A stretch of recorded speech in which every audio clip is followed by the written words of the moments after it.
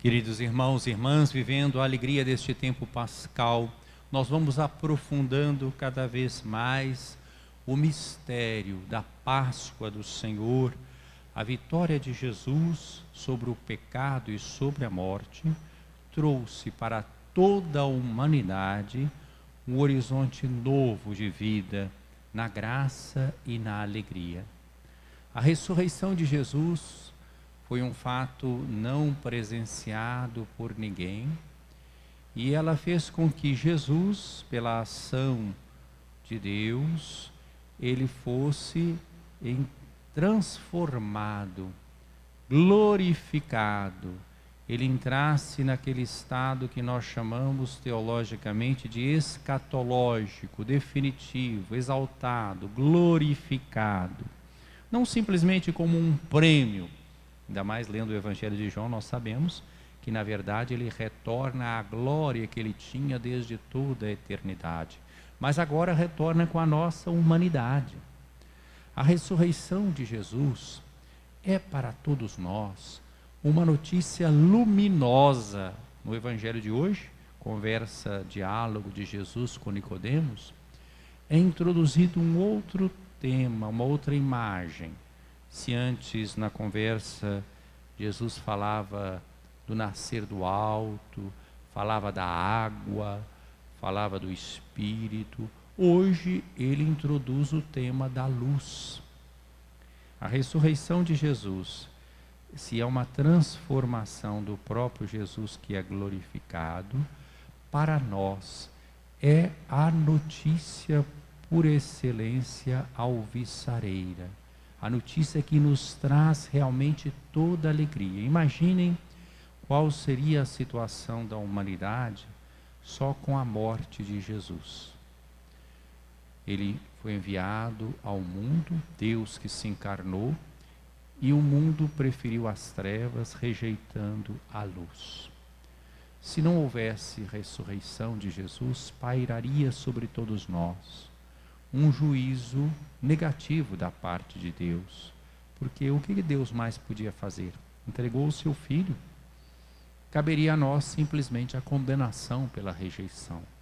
Mas hoje, nesse diálogo de Jesus com Nicodemos, nós temos este versículo em que Jesus diz claramente, logo no início: Deus amou tanto o mundo que deu o seu Filho unigênito, para que não morra todo o que nele crer, mas tenha a vida eterna.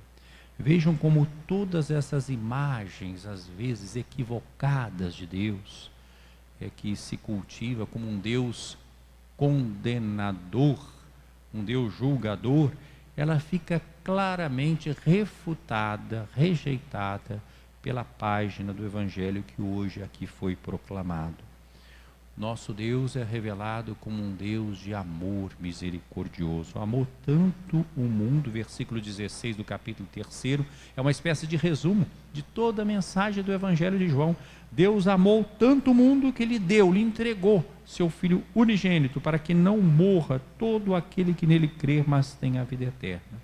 Deus não enviou o seu Filho ao mundo para condenar o mundo, mas para que o mundo seja salvo por ele. Esse trecho de hoje é o ponto alto de todo o diálogo de Jesus com Nicodemos. Quem nele crê não é condenado, mas quem não crê já está condenado, porque não acreditou no nome do Filho unigênito. Não porque o Filho julgue ou o Pai condene, é porque quem se fecha a essa manifestação definitiva do amor misericordioso de Deus para com toda a humanidade, recusa a salvação. A salvação é oferecida por Deus. Como eu estava dizendo, se Jesus não tivesse ressuscitado, pairaria sobre a humanidade um horizonte de trevas.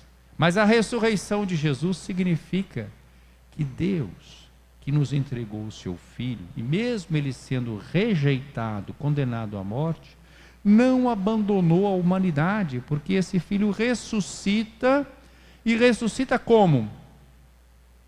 Com a nossa humanidade, com o corpo humano que ele assumiu, mostrando que para sempre está selada a aliança de Deus com o seu povo. Mas essa aliança atingiu o seu ponto mais alto, que foi a entrega do seu Filho, pela encarnação, pela vida, pela paixão, pela morte e pela ressurreição do seu Filho, o mistério pascal. Então a humanidade nossa, em Jesus ressuscitado, entra definitivamente no seio da Santíssima Trindade, porque o ressuscitado vai para junto do Pai com o corpo do ser humano que ele assumiu. Então ele não veio condenar o mundo, veio salvar o mundo. Mas a salvação não é algo que se impõe. A salvação é uma oferta gratuita, benevolente, misericordiosa da parte de Deus, que pede da nossa parte a correspondência, isto é, a resposta.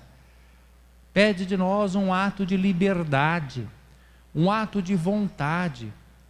Que ato é esse? De acolhida dessa revelação amorosa de Deus em Jesus Cristo morto e ressuscitado. Por isso é que é dita essa palavra que nós ouvimos aqui. Quem nele crê não é condenado, porque aceitou essa revelação de Deus. Mas quem não crê já está condenado, porque não acreditou no nome do Filho unigênito. O julgamento é este: a luz veio ao mundo, mas os homens preferiram as trevas à luz, porque suas ações eram más. Quem pratica o mal odeia a luz e não se aproxima da luz, para que suas ações não sejam denunciadas.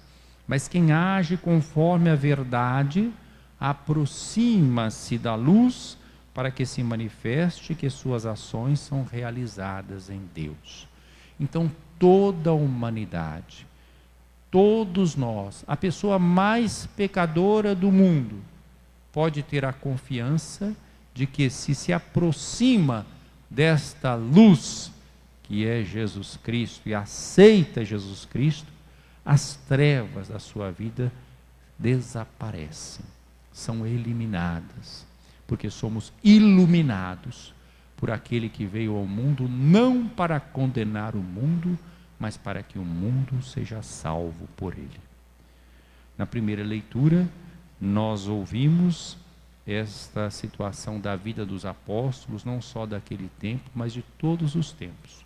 Todos os discípulos de Jesus Cristo, toda a igreja, sempre vai viver nessa tensão entre a perseguição, a maledicência, a oposição, a resistência e a libertação, a salvação da parte de Deus. Os apóstolos tinham sido aprisionados, porque as lideranças de Israel ficaram enfurecidas com a pregação que eles faziam do nome de Jesus. E os colocaram na prisão. É até um pouco irônico. Apóstolos desarmados, colocados na prisão e bem guardados.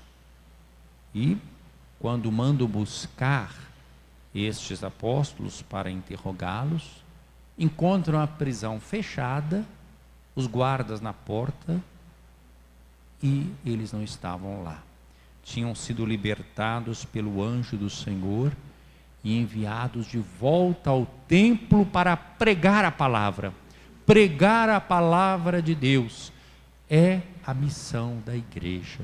A Conferência Nacional dos Bispos do Brasil, como foi lembrado logo no início da nossa missa, e estamos rezando nessa intenção, está reunida virtualmente, de forma remota, e escute como tema central dessa 58ª Assembleia Geral da CNBB, justamente o tema da palavra, casa da palavra. Nossas comunidades devem ser casa da palavra. Discute a animação bíblica de toda a ação pastoral, evangelizadora da igreja. Nós vivemos da palavra que sai da boca de Deus e que deve ser anunciada. A Assembleia deste ano concretiza um dos temas que está presente fortemente nas diretrizes gerais da ação evangelizadora da Igreja no Brasil, valendo de 2019 até 2023. É justamente a temática da palavra. É essa palavra que se fez carne, o Verbo de Deus, que veio como luz para esse mundo, que sofreu a paixão, morte e ressurreição, que é a luz da nossa vida. E eles então foram ao templo e anunciavam abertamente, com coragem, essa palavra. A palavra de Deus não pode ficar acorrentada. Os apóstolos foram presos, mas o anjo que liberta e os leva de novo para falar no templo é sinal de que a palavra de Deus se propaga. Mesmo com a oposição, com as resistências, com as perseguições, a palavra de Deus, na força do Espírito Santo, vai se expandindo neste mundo marcado por contradições, porque é a luz do mundo. O mundo tem trevas e essa luz vai afastar as trevas. Que nós, acolhendo essa palavra de hoje, possamos dizer como o salmo responsorial: este infeliz gritou a Deus e foi ouvido. Que nós possamos gritar a Deus do fundo dos nossos corações, professando a fé no Cristo ressuscitado, luz para toda a humanidade, para que Ele ilumine a escuridão de nossas vidas e nos transforme com a luz da sua ressurreição. Louvado seja nosso Senhor Jesus Cristo. Para sempre seja louvado.